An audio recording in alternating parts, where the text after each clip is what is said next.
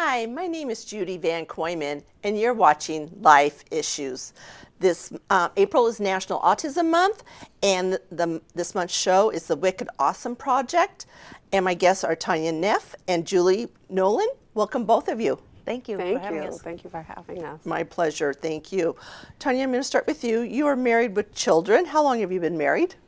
It'll be 15 years this year in September. Yeah. And yes, I have 2 children.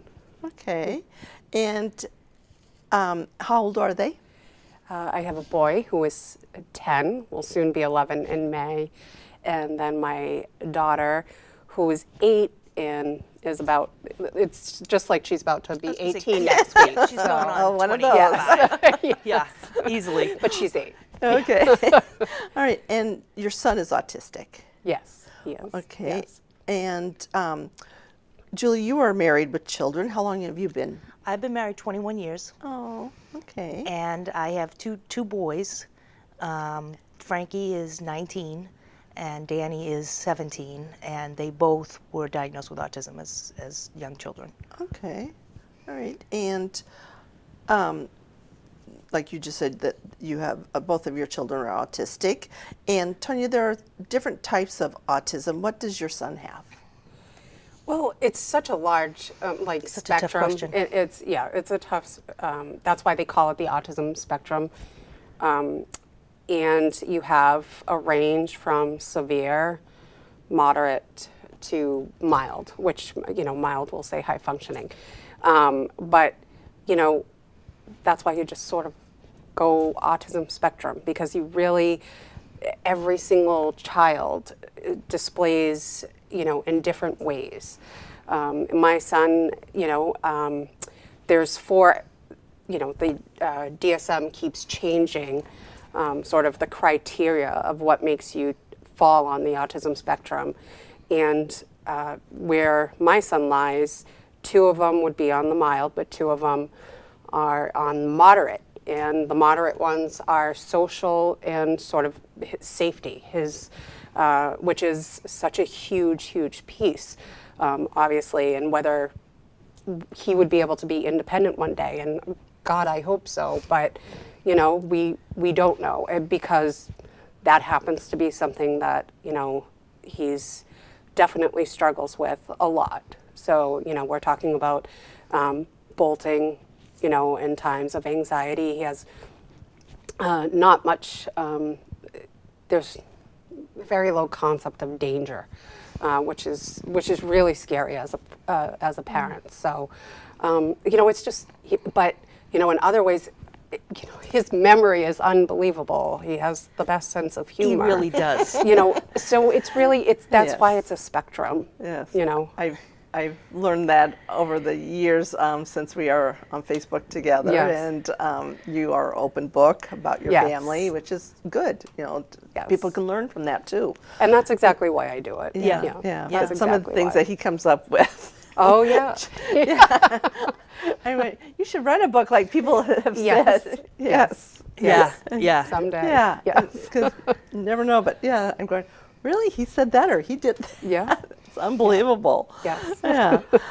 All right. And how did you know that he was autistic? Well, we had some signs. I had some signs that something bigger was going on, but it was really, really hard to tell. And I think as a mom, and I know that Julie gets this, is you sit there like looking back and just like, how did I not pick up sooner? But you know what? I didn't really have a lot of interaction with children. Was your first baby? Before. It was my first baby.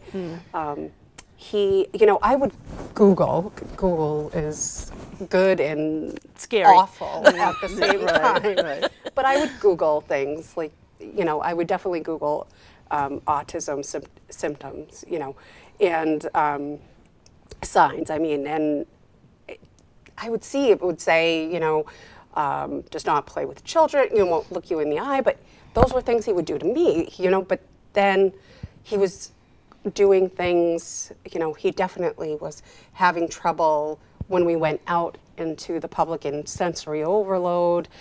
He was delayed in speech.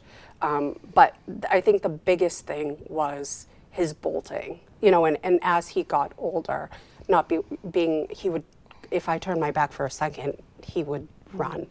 And in public, very, very scary. You know, we've had some really scary moments. And I think the day that I really realized was that he just ran right into a street and would not respond to screaming, yelling his name. And I think that was your red flag. That was my red flag. That's something, you know, when I reached him, I'm like crying. You know, I have my daughter in a stroller. You know, I think she was maybe just a couple of months old. Yeah.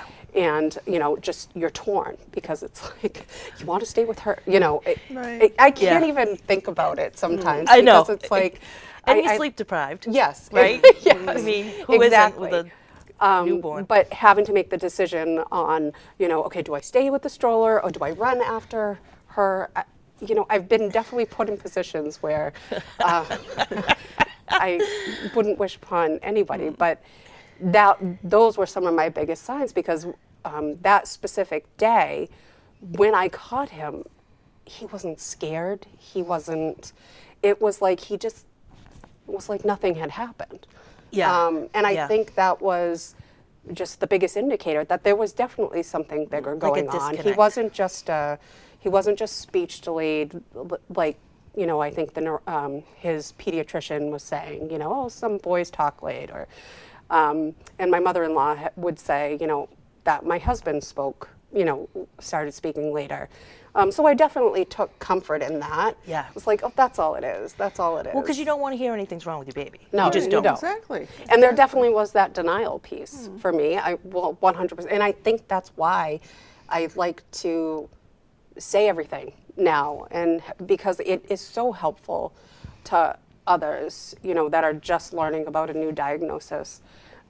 Because I didn't know who to talk to. Right. And you have so many questions. And I think just that having someone just be open and honest so that you know that it's going to be okay. It's not going to be exactly as you pictured, but it's going to be okay. No, but we don't get a lot of advice. Like, we don't get a lot of, because it's the spectrum and because every child is so different, they literally look at you and say, we don't know. We don't know if your child's going to talk. We don't know if your child's going to, and that's very scary. And sadly, it's still like that today. And I've been in this game for 17 years, and it doesn't seem to be any easier for the new moms that are going into it now. And that's why we're like simpatico. We want to be out there on the front line saying this happens, and there are other outlets that you can try and you can do with your children, which is because I'm going off your script altogether. Sorry about that. Okay. But that's where your project is so helpful that you're going to get into. But the Ausome project is helping other families. Yes. So, speaking of which, So She's sorry. good for that. Julie has her own cable show, so she's trying to take over my job. Did we lose this interview? No, I'm just kidding. No, that's. Tanya, you started a foundation. What is its name, and why did you want to start it? Okay, so it's called the Wicked Ausome Project. And Ausome is spelled A-U-S-O-M-E, obviously inspired by our son with autism. And, we went with the Wicked Ausome because it's Boston. And, my husband is very Irish. I'm not Irish, but He makes up for you. Yes, he does. So, it just sort of all came together with the name, and, our inspiration was our son. And we started it because there really isn't much going on as far as, social activities for families like ours. In children on the spectrum or individuals on the spectrum outside of therapy or school.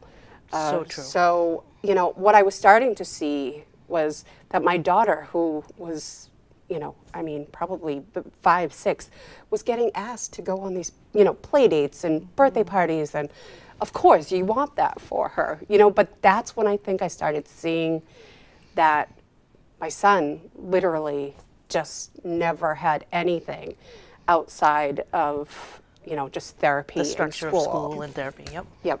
And when you do try to look for things, there are a few organizations and things, but again, you have a bunch of families that need these services that there's wait lists for many things, or there's a limit because obviously certain places can only hold a certain amount of people.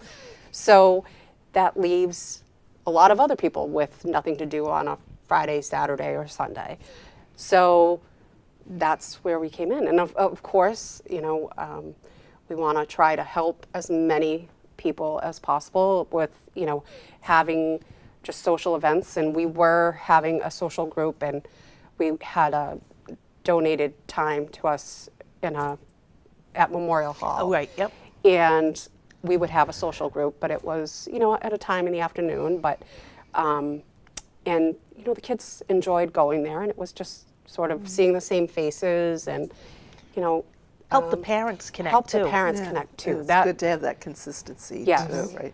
But I think the biggest thing is just being able to go someplace and know that other people get it. And I think that's really just what you want. Right. You don't want to feel alone. You don't want to feel alone, or you don't want to worry, because I do feel that sometimes when we go out, I do worry, and you try to tell yourself, even after all these years, like, just, you You mean can't like worry out about it. with a babysitter? Yeah. Or No. out all as a family? Okay. Out yep. as a family, Oh, yeah. sorry, yeah.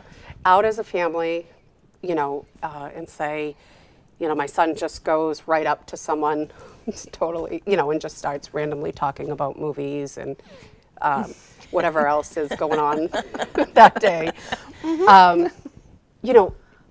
Which to- is endearing. It is. Right? But then as the mother, you're like, oh, is this going to be someone who's not going to receive this well? Yes, and That's most always people that. do. Most Right. people do, But he's definitely gone. We were at the 99, and he just walking by, getting ready to get seated at our booth, and just took a French fry off someone's. But it's like those social skills, like, and it's funny in the moment, but I'm horrified, and Right. Then Right. you have to. It's not like he's a little kid anymore. That when he was little, you could. Everyone just thought, oh, he's just a toddler. It's or, so true. But so when true how they're- it changes. Yeah, but when they're taller, bigger, and older, you don't blend in as easy. So it's so nice to be able to go somewhere and just know that you don't have to worry about those things. And the other parents aren't like judging because they get, we get it. Right. We're not worried. Right. So so the foundation was started to hold social events for both, the kids as well as, events that families can attend together.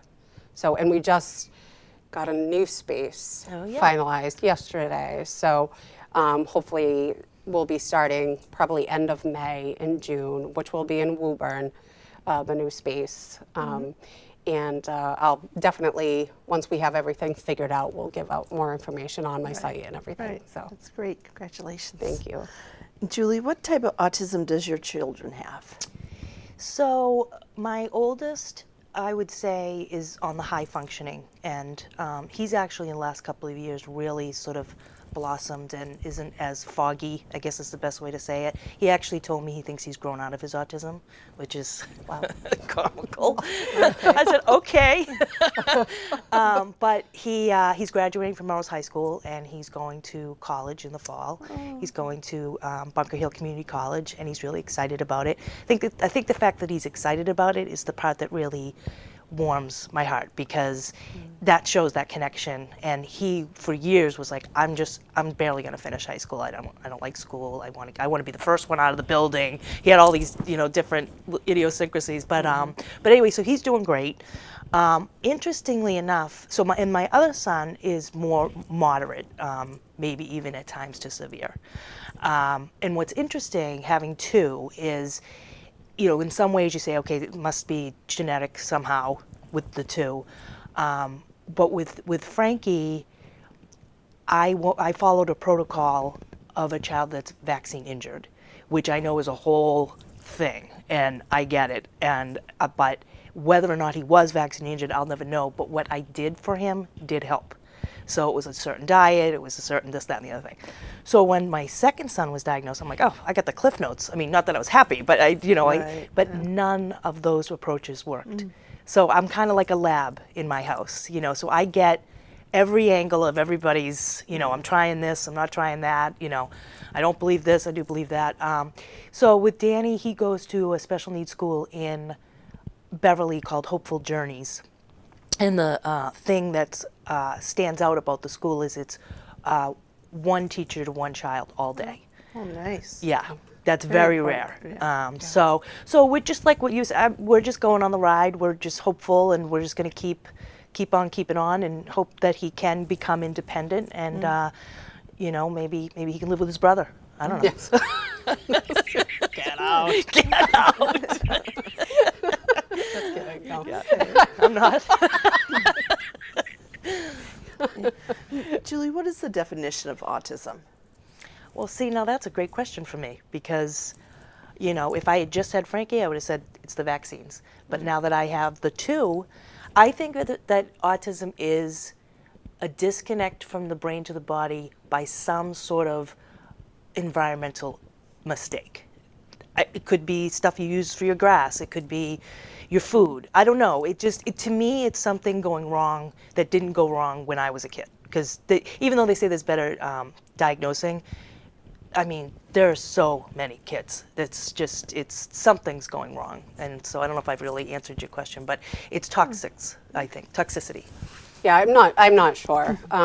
It's, the definition would be a neurological condition that sort of definitely comes up different in many different children, and I think we're still trying to figure out, exactly why. But yeah, it's definitely a neurological condition. Okay. All right. Thank you. And Julie, where do you work at? Well, like you mentioned, thankfully, I have a show in Melrose called The Julie Nolan Show, a talk show, not as fancy as this. I'm going to have to talk to the people in Melrose. I also work for Juliet and Company, which is a real estate company. I'm their special events director. My whole life, I've been like a marketing specialist, so I love doing events. And so I'm a comedian, so I do stand-up comedy as well as I do a lot of master of ceremonies for events and things like that. So, and a mom and a wife and, Right. a bad cook. But that's, that's the end. Okay. And Tanya, what is the meaning of your logo For Wicked for Awesome. for the Awesome project? For the Wicked Awesome, it really is, for our logo, you'll see that we have hearts sort of coming together in the form of like a clover shamrock. So again, touching upon and just sort of the colors that are symbolized with autism. And the shamrock is, it's everywhere in my house. That's where it all came from. Okay.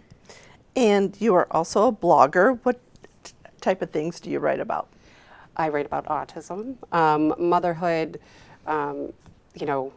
marriage, pretty much, and also business, because I am a realtor as well, and actually I'm on the same team and work with Julie. So I'm on part of Juliet and Company, and a realtor in the Boston area, and Greater Boston, Melrose, Right.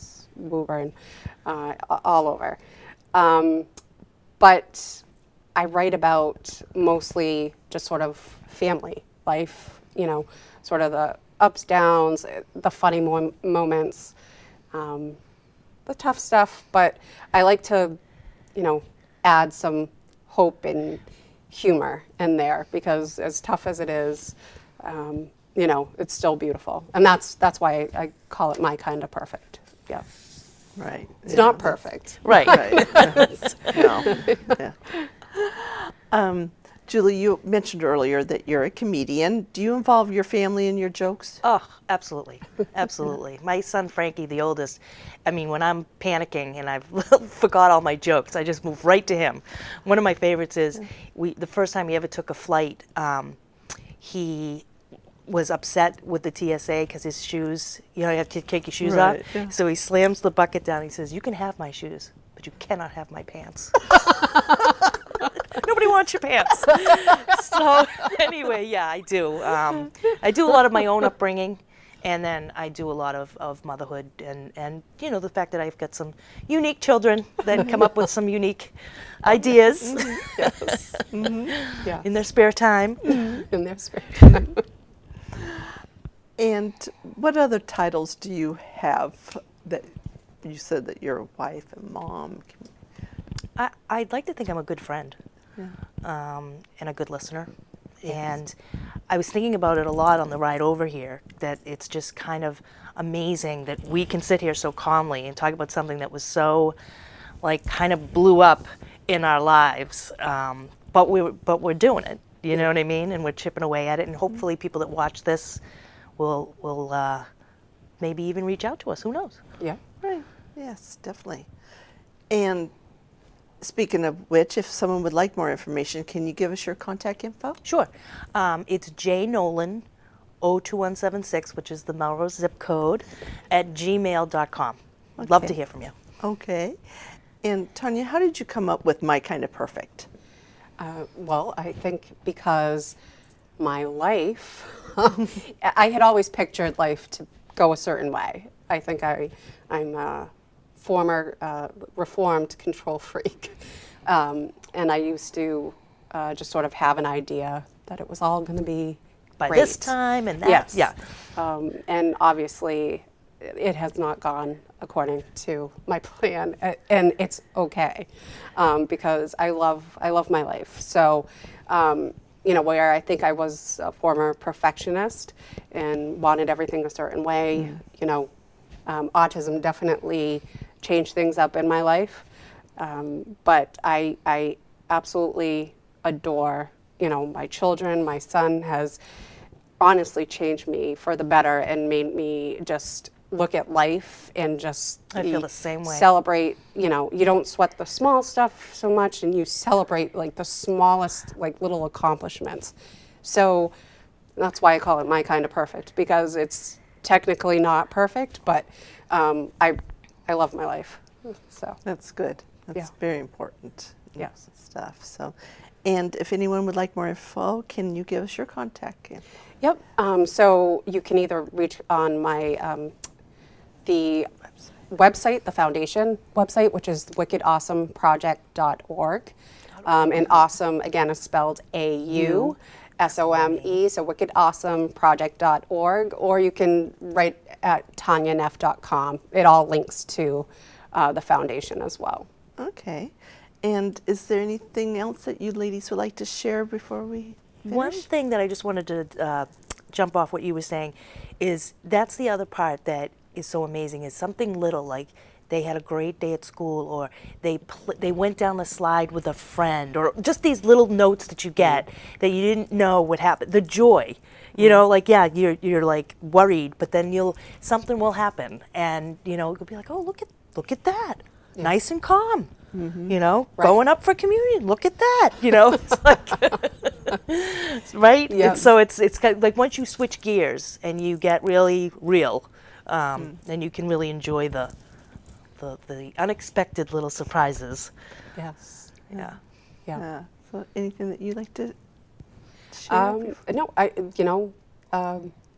for anyone that's newly, a parent that's received a new diagnosis, just to offer like hope, that, there are definitely tough times, but seriously, it's all about your outlook, and just the humor that is in my life on a daily basis. And again, I could either choose to look at it in one way, Right. or I just can choose to laugh about it. And I do laugh at a lot, laugh it off. And Well, I always So- wanted to be a comedian, but I didn't have the guts. And then I started realizing that I was having these big meetings with all these people to talk about, my children and their programs. And I thought, I'm going to, I've been through a lot. I think I can do it. And so I thank them for that, because they gave me the courage to do it. So. Yeah. That's great. Yeah. Great. Okay, I'm sorry, but that's all the time that we have. Thank you both for all you do for those in need. I'd love to hear your thoughts and suggestions. Please send them at lifeissuestv@gmail.com. And remember, live each day to the fullest and celebrate life.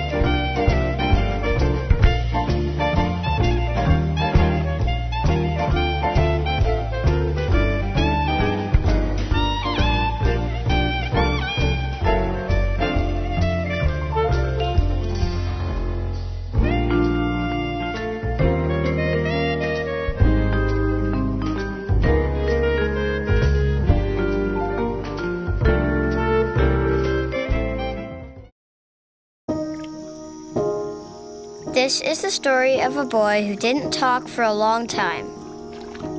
The boy liked things to always be the same. Any changes would scare and upset him. The unknown was an unfriendly place. The boy was very sensitive to lights and sounds. So he built secret hiding places where they couldn't get in. The boy didn't like looking people in the eye. He wasn't trying to be mean, it just made him feel uncomfortable. Sometimes he would flap his arms again and again. One day I found out I have something called autism. My family got me help. Slowly, I found my voice and learned all the ways I could live with it better. Early intervention can make a lifetime of difference. Learn the signs at autismspeaks.org.